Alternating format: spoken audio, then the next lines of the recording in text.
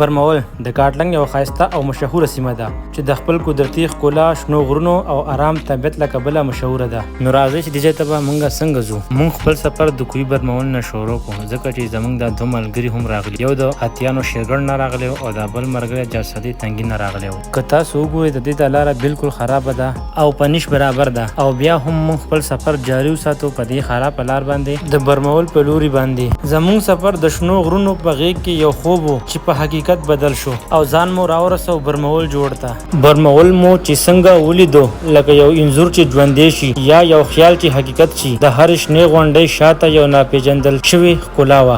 زموږ ته ملګري راغلي، د هغو نه مو ورو او تاسو د علاقې ښایست هم وښیو چې دا دی برمول جوړ د کلي نه ورته نیمه ګنټه سفر دی او دا زموږ ملګري راغلي دي. دوی نه معلومات کوو چې علاقه ورته څنګه ښکاري. دا یو ملګری چارسدي تنګي نه راغلی دی او دا یو ملګری د شیرګڼ نه راغلی دی. نو حرکت ته څنګه ښکاري رور؟ هغه ماشاءالله ډېره مزېدار، ډېر خوند یې وکړو.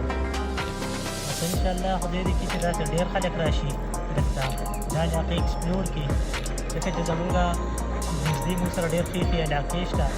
ډېر خلک سوات کالام ته ځي او د خپل لوکل علاقې څوک دغه کوي نه، ایکسپلور کوي نه. دې کوم سکون وي هلته هم خلک سکون پسې ځي. کامران مایي ته څه وایي دې علاقې باره کې؟ بس مونږ خو به دا ووایي ساق به وي چې زه خو سهار را روان شوی یم او داسې ملکړ بیا چکدره او غره چې کوم دی دغه ته لاړم، د سوات بریکوټ چې کوم دی هغه ځای باندې کړاکړ ته رالم. نو زه به دا ووایم چې د هغه ځای خپل سور و، خپله مزه وه، خپله ښکلا وه او د دې ځای خپله یو ښکلا ده او خپله یو مزه ده او خپل خوند دی پکې. مزېداره ویو ده، زمونږ خو پکې ډېر زړه ولګېدو او چې کم خلک زمونږ دا ویډیو ګوري نو هغو هم انشاءالله د دې ځای نه به مزه والي. امید لرو چې دا ځای به د هغو خوښ شي او انشاءالله دې ځای ته به ویزټ کوي. نو لاره خو ورانه ده، هر د چکر ځای چې نو د هغې لارې ورانې، خو بره چې کله بیا سړی هغه ځای ته ورسي که نه نو انسان ته بیا سکون هلته میلاو شي، کله چې ځای ویني ښکلا وي. نو بس ملګرو ته چې کم دی دا دغه کوو چې انشاءالله دې ځای ته راشئ، دې ځای نه خوند واخلئ.